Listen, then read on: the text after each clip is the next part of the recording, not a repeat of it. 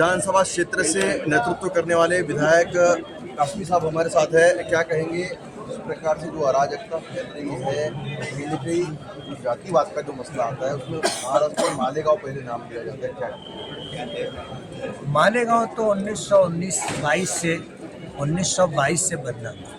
वजह उसकी ये है कि जब देश पर अंग्रेज़ों का राज था तो पूरे देश के अंदर दो एक मकामात ऐसे थे जिन्होंने अंग्रेज़ों से लड़ाई लड़ करके अपने शहर को, अपने इलाके को आज़ादी दिलाई थी।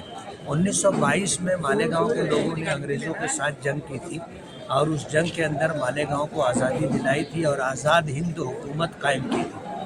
ये अलग बात है कि अंग्रेज़ों के पास बड़ी ताकत थी और ये लड़ाई लड़ने के बाद हम ज़्यादा दिनों तक मालेगांव के लोगों ने अपनी आज़ादी बरकरार नहीं रख सके और कुछ दिनों के बाद अंग्रेज़ों के ताबे में चले गए। मालेगांव शहर ऐसा है कि कहते हैं कि कमज़ोर की बीवी सबकी भाभी होती है।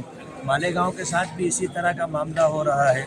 आज देश के अंदर जो भी अराजकता यानी लॉ एंड ऑर्डर की सूरत हाल बिगड़ती दिखाई दे रही है, उसमें पूरे देश को छोड़ करके सिर्फ मालेगांव को ही टारगेट करना उचित नहीं, ऐसा हमारा मानना है। क्या कहेंगे आप कि मालेगांव विधानसभा क्षेत्र के विकास के लिए आपका क्या विजन है कि मालेगांव का सर्वांगीण विकास, वहाँ के जो युवकों के हाथ में रोजगार मिले, किसानों का विकास? मालेगांव टेक्सटाइल सिटी है। आज तक सरकार ने जितनी भी पॉलिसी बनाई, स्कीमें बनाई, वो जदीद पावर लूम के लिए उन्होंने बनाई। पूरे देश के अंदर तकरीबन 30 लाख प्लेन सादा पावर लूम, उसमें 18 लाख पावर लूम तो महाराष्ट्र में, जिसमें मालेगांव है, भिवंडी है, इचलकरंजी है, सोलापुर है, एटा है, ऐसे बहुत सारे 5-7 मकामात हैं। लेकिन प्लेन पावर लूम के लिए सरकार की तरफ से कोई स्कीम बनती नहीं। यही वजह है कि मालेगांव देश में रहते हुए भी टेक्सटाइल सिटी होने के बावजूद भी बहुत पिछड़ा हुआ है और वंचित है।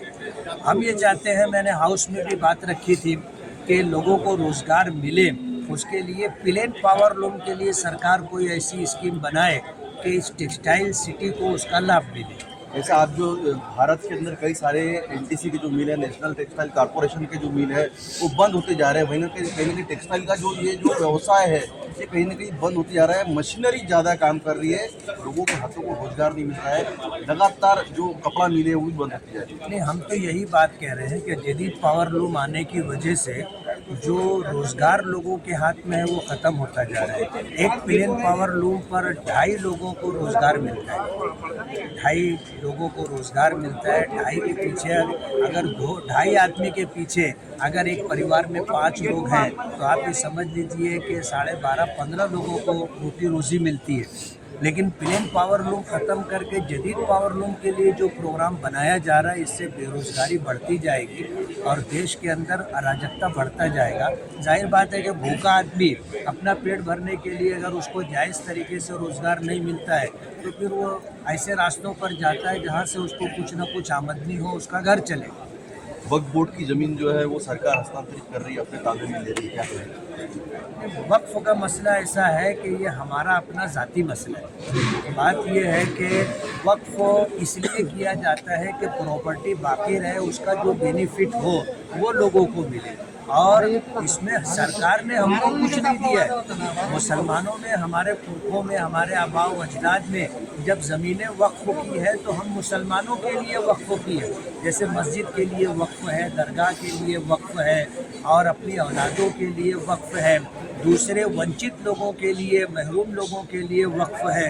तब सरकार जो इस तरह चाहती है कि वक्फ ज़मीनों पर सरकार का कब्ज़ा हो जाए, हम तो पहले से रो रहे हैं।